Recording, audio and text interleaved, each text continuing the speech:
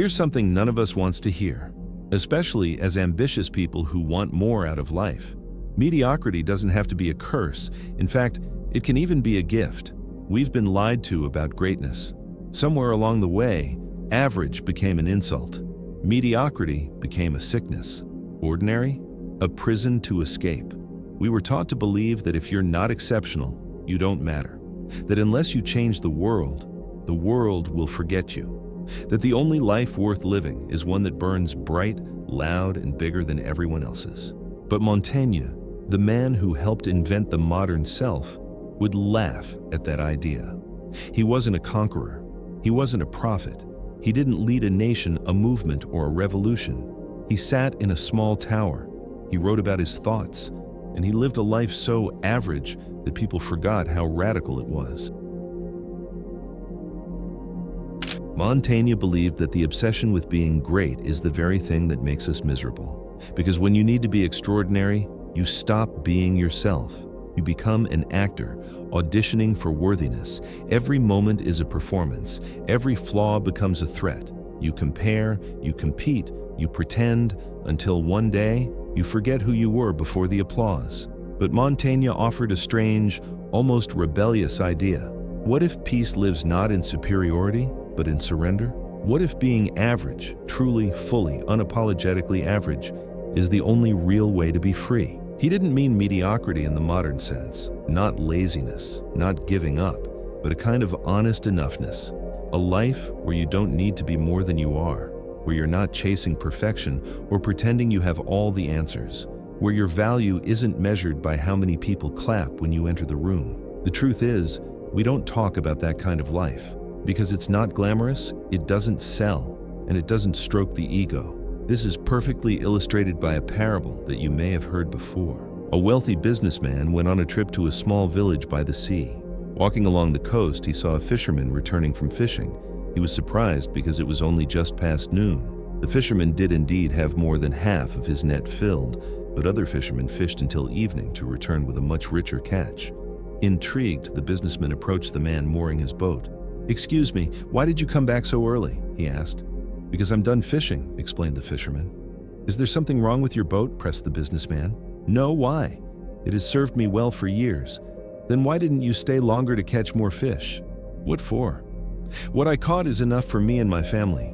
We'll eat some for dinner and I'll sell the rest at the market," smiled the fisherman. "What are you going to do with the rest of your day?" "It's not even lunchtime yet." The businessman was surprised. "What do you mean?" "I'll play with my kids. After lunch, I'll take a nap. Then we'll meet up with friends and sit around the campfire with a guitar. And in the morning, I'll happily go fishing for a while." "But that's such a waste of time," the businessman exclaimed indignantly. "I'm an experienced businessman. Let me give you some advice." The fisherman agreed to listen to him. The excited businessman began to explain. "You should catch more fish." "Why would I need more fish?" The fisherman didn't understand. "If you caught more fish, you would have more money." "Why do I need more money?" The fisherman was surprised. "Then you could buy yourself a new boat," exclaimed the businessman. "Why do I need a new boat? I like the one I have." "If you have a new boat, you will be able to catch even more fish and have even more money," the businessman explained as if to a child. "But why?" the fisherman asked stubbornly. "To hire an employee, catch even more fish, then hire another employee and buy more boats, and earn more and more money. Then you will develop a powerful enterprise. You will have bigger and bigger markets. You will become a rich man, move to the capital, and manage your company from there." "And how long will it take?" asked the fisherman. "About 15, maybe 20 years, explained the businessman. "And then what?" asked the fisherman again. "Now comes the most interesting part," exclaimed the businessman. "You will sell your company for millions." "But why?" asked the fisherman. "So you can retire.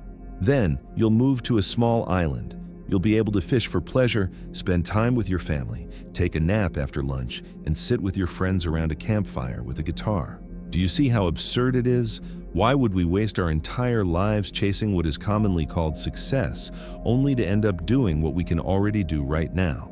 And yet, most of us live in a way that seems logical to the businessman. Montaigne saw this absurdity. He wasn't writing for fame. He was writing to survive himself, to make sense of his mind, to meet his fears without flinching, to understand what it meant to be human, not as a god, but as a flawed, tired, longing mortal soul. His essays are full of contradictions. One page he praises courage, the next he admits his cowardice. One moment he says death is nothing, the next he's terrified of it. But that's the point. He was real. He didn't try to fix himself into a clean, inspiring brand. He let the mess show. And in doing so, he became more human than the great men history likes to parade around. We keep looking for something more, a better version of ourselves, a final form, a peak to stand on. But Montaigne whispers something ancient and subversive. You don't need to become extraordinary. You only need to become honest, because the gift isn't in being above others. It's in being at peace with yourself, and you can't reach that peace if your entire life is a ladder. Here's the haunting truth: Montaigne understood better than anyone. The pursuit of greatness often leads to self-hatred disguised as ambition.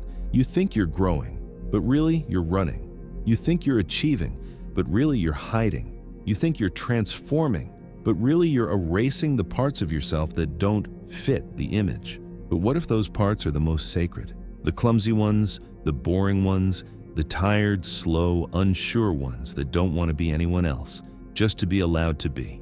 You don't have to be impressive to be worth loving. You don't need a legacy to justify your life. You don't need millions of eyes to validate your soul. You just need to be real. And the real you, quiet, ordinary, curious, afraid, might be the version you've been running from this whole time. Montaigne's quiet philosophy unravels the lies of every self-help book. But what happens when you stop reaching for the stars and start noticing the soil beneath your feet?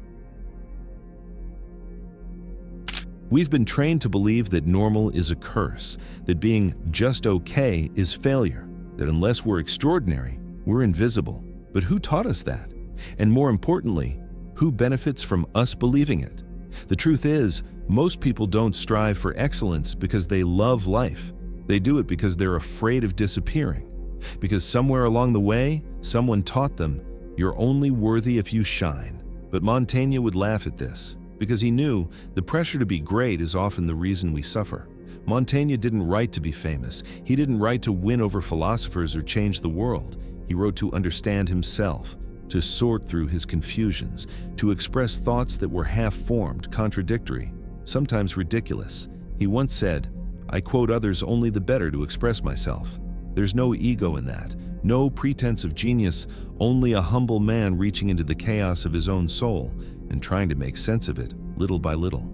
Compare that to today, where every thought must be packaged, every opinion must be confident, every person must stand out. We've replaced exploration with performance. Even introspection has become a brand. You're not allowed to simply be a person anymore. You have to be a persona. But Montaigne reminds us, you are not here to be consumed. You're not a product. You don't have to market your thoughts, aestheticize your healing, or monetize your mind. You can just be. We live in a culture where average has become a slur. But what if average is not the absence of greatness, but the presence of honesty? What if it's the most natural way to live, without the war for attention, without the exhaustion of always needing to prove yourself? Montaigne would argue that true intelligence isn't found in achievement. It's found in reflection, in laughing at yourself, in realizing how little you know, and being okay with that. Because when you stop pretending to be exceptional, you open the door to real growth. You're no longer trapped by perfectionism.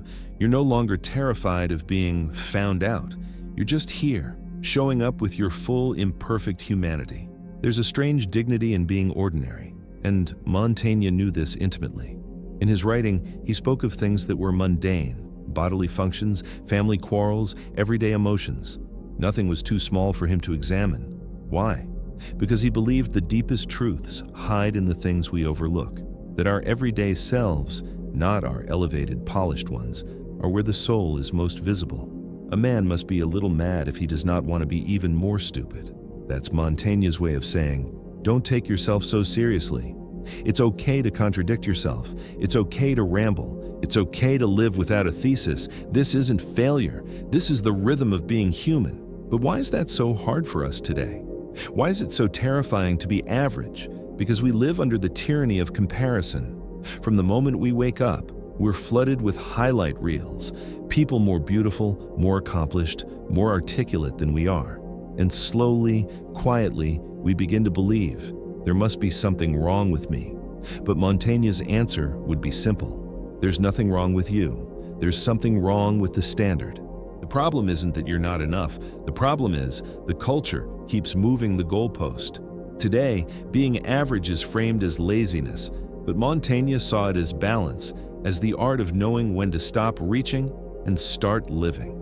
He didn't crave transcendence, he craved presence, not escaping the human condition, but surrendering to it with grace. He trusted the texture of the everyday, the way your mind wanders when you stare at a tree, the way your mood changes when a memory surfaces uninvited. These were not distractions, these were sacred experiences. And to Montaigne, paying attention to them wasn't a waste of time, it was the point of time. We're so used to chasing more clarity, more strength, more answers. But Montaigne gently reminds us, maybe you don't need to be fixed, maybe you don't need a plan. Maybe what you need is to just be witnessed by yourself, not analyzed, not judged, just noticed. Because in noticing, something softens. The grip around your worth loosens, and you begin to feel what Montaigne always felt, that being average isn't a weakness, it's a form of freedom. Here's the paradox no one talks about. The more you try to become extraordinary, the further you drift from yourself. What if that discomfort you feel, the pressure, the insecurity, isn't coming from your flaws? What if it's coming from the very idea that you should be more than human in the first place? Montaigne was one of the few thinkers who never asked us to rise above ourselves. He asked us to return to who we are, not with shame, but with gentleness. And in the next part, we'll explore how this gentle philosophy can radically shift how you see your failures, your sadness, and your path forward. Because maybe the truth isn't that you're too small.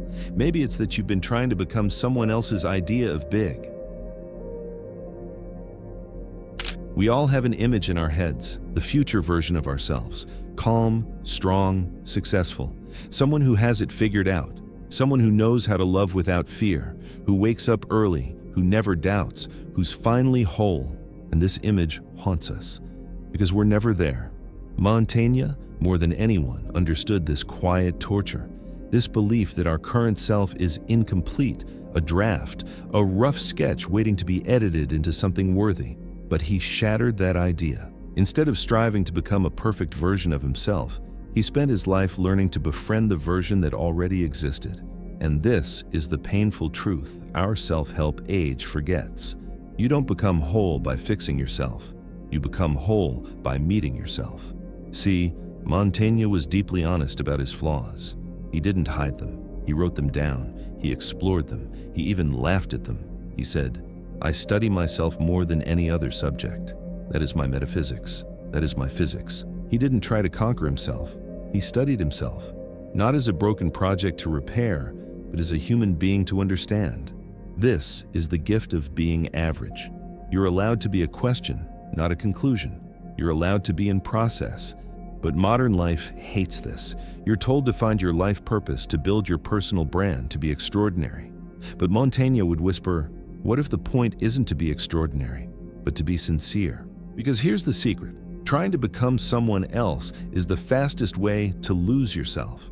And when you're constantly measuring yourself against a fictional ideal, you're no longer living, you're auditioning.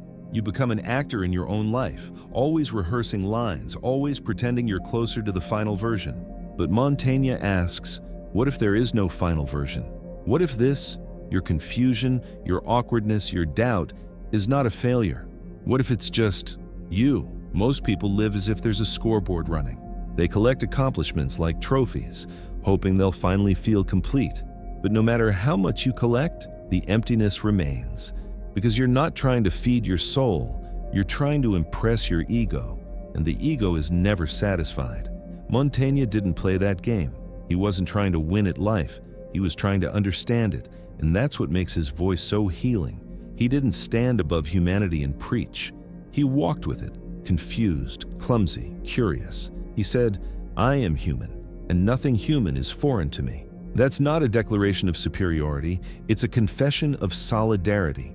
It means your fear is not unique, your longing is not shameful, Your mediocrity is not a defect, it's a doorway. Here's the deeper truth Montaigne lived by. The self is not a statue, it's a river. You're not meant to harden into perfection. You're meant to flow, to shift, to stumble, to change your mind, to contradict yourself, to age and forget and remember and begin again. And instead of resisting this, instead of mourning the loss of some imaginary ideal, Montaigne celebrated it, because when you no longer need to be remarkable, you can finally be real. He wrote, "There is as much difference between us and ourselves as between us and others." In other words, you are a stranger to yourself, and that's not a tragedy, it's an adventure. You will never be finished, you will never be polished, and that's what makes you beautiful. Now tell me, have you considered this? What if your lifelong need to be better is just a fear of being seen as you are? Montaigne didn't teach us how to perfect ourselves. He showed us how to sit beside our imperfections and call them human. In the next stretch of our journey, we'll go deeper into the pain of comparison and the gentle strength it takes to stop needing to be someone else. Let's keep going. It always starts small. You see someone with clearer skin, a better body, a more interesting job title, more likes on their post, and before you even notice, something inside you flinches, shrinks, tightens. They didn't insult you, they didn't threaten you, they just existed. But somehow, their existence makes yours feel smaller. Montaigne knew this feeling, not from Instagram or magazines, but from being a nobleman, surrounded by power, wealth, and appearance. He watched how people lived for status, how they disguised their emptiness behind Latin quotes and royal titles, how every conversation became a performance, every friendship a competition, and so he stepped away, not out of arrogance, but out of clarity. Because Montaigne understood one of the deepest truths of the human condition. You can't compare yourself to others without losing sight of who you are. But comparison is addictive. It makes you feel like you're in control, like there's a scoreboard, and if you just work a little harder, you'll catch up, you'll win. But here's the paradox. Even when you win at comparison, you lose. Because it was never about truth, it was about insecurity. And no amount of outperforming others can heal the wound of not feeling enough. Montaigne didn't try to beat others, he tried to meet himself, and that's why his writing still speaks today, because it isn't a lecture from above, it's a whisper from beside you, a reminder that your worth has nothing to do with how you measure up to anyone else.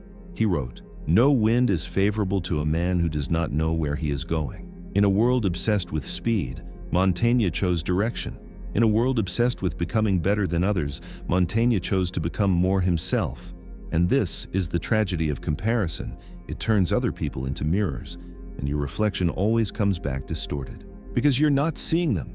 You're seeing what you lack. You're not seeing yourself. You're seeing what you wish you were. And Montaigne's gift was that he refused to play this game. He dared to say, I don't need to be the smartest. I don't need to be the most virtuous. I don't need to be the most accomplished. I just want to be honest. But honesty is terrifying, because once you stop comparing, you have nothing left to hide behind. No more, at least I'm better than them. No more, if I just work harder, I'll catch up. All you're left with is you. And for most people, that's the scariest thing in the world. But Montaigne didn't see it as a horror. He saw it as a homecoming. He said, the greatest thing in the world is to know how to belong to oneself. Not to belong to a title, not to belong to a role, not to belong to an audience, but to yourself, to be average and okay with it, to be uncertain and curious about it, to be ordinary and still feel like your life matters. Because it does. Not because you're the best, not because you're special, but because you're here. And that's enough. Now consider this. What if all your striving is just a clever way of avoiding self-acceptance? Montaigne teaches us that comparison doesn't make us better. It makes us forget we were already whole. In the next stretch, we'll explore how this philosophy reshapes our deepest fears, especially the fear of death, and how facing it might be the most peaceful thing we ever do. Let's walk further. Montaigne once wrote, "He who would teach men to die would teach them to live." And at first glance, it feels morbid. Why talk about death in a video about being average? But Montaigne's genius wasn't in avoiding death. It was in inviting it into the room. because he believed something radical. Our obsession with greatness isn't really about success. It's about fear. Think about it. Why do we crave recognition? Why do we chase legacy? Why do we want our names to be remembered? Because deep down, we're terrified of vanishing, of being forgotten, of being average and then gone. And instead of facing that fear, we try to outrun it. We climb ladders, we collect praise, we build resumes. But Montaigne saw right through it. He said, "We trouble life by the care of death, and death by the care of life." We spend so much time fearing the end that we forget to be present for the middle. He wasn't some cold philosopher telling us to embrace suffering. He was a man who lost close friends to the plague, who watched his best friend die suddenly, who faced his own mortality after being thrown off a horse and nearly killed. And instead of becoming numb, Montaigne became alive. He didn't deny death, he befriended it. Because once you accept that life ends, you can finally begin to live without trying to prove anything. This is why Montaigne found peace in the ordinary, why he didn't need titles, why he didn't care about how people ranked him. Because the people who are truly at peace no longer need to be seen as great. They don't need to win arguments. They don't need to leave a legacy. They don't need to chase perfection. They just need to be here. But here's the truth. Modern life hides from us. The pursuit of greatness is often just a more glamorous form of panic. It's the panic that whispers, "You haven't done enough. You haven't become enough. You'll be nothing if you stop running." And the only thing that can dissolve that panic is learning how to look death in the eye and stop flinching. Montaigne didn't write to escape death. He wrote with death in mind, so his life could finally make sense. He asked, "To practice death is to practice freedom."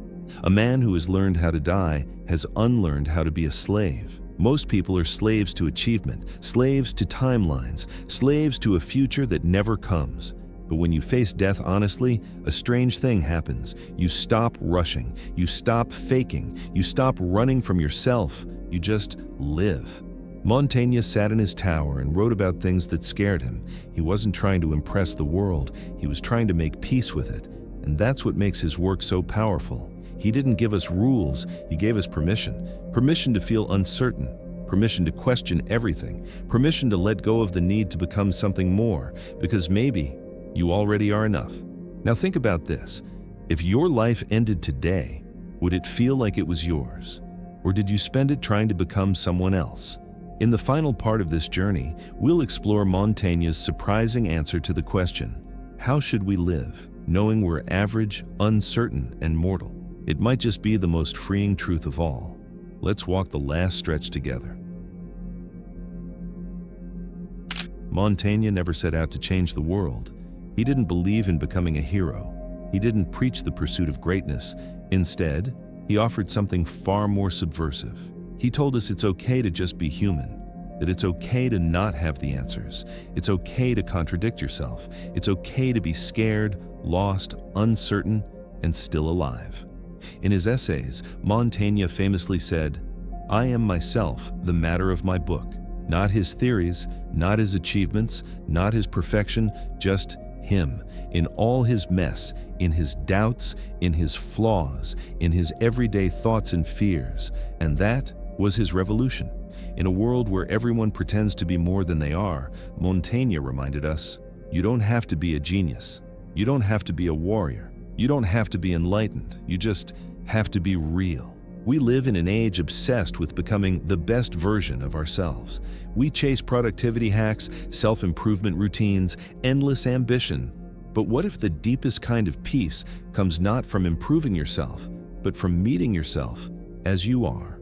Montaigne didn't care if he was liked. He didn't care if he was right. He didn't care about winning arguments or sounding smart. He cared about something deeper, knowing himself honestly. And that's where his genius lies. Not in flashy intellect, but in quiet courage. Because it takes real courage to stop pretending, to admit you don't know, to admit you're afraid, to admit you're just a person like everyone else. And instead of shaming that, Montaigne honored it. He said, "The greatest thing in the world is to know how to belong to oneself." Most people today don't belong to themselves. They belong to their job, to their image, to their reputation, to their addiction to validation. But Montaigne taught us to return, not to some perfect self, but to our present self. He made a life out of walking in his garden, writing down his thoughts, watching his animals, and reading books slowly. To the modern mind, it sounds like a man who did nothing, but to Montaigne, it was everything. Because when you remove the pressure to perform, to impress, to stand out, to rise above, what you're left with is something infinitely more sacred: the ability to feel life as it happens, to watch a sunset without needing to post it, to have a thought without needing to monetize it, to exist without needing to explain why. Here's the secret Montaigne discovered. Most of the suffering we feel in life comes not from being average, but from trying not to be. Trying to be the smartest in the room, trying to win every debate, trying to look like we've figured it all out. But the moment you drop the performance, you begin to experience again, to laugh without irony, to listen without planning your reply, to cry without apology, to feel fully. Montaigne knew what it meant to live simply, not out of laziness, but out of wisdom. And perhaps that's the final gift in being average.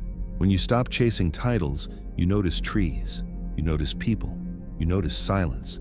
You stop asking, "Am I enough?" and start asking, "What is this moment asking of me?" You become small again, but not in the way the world fears.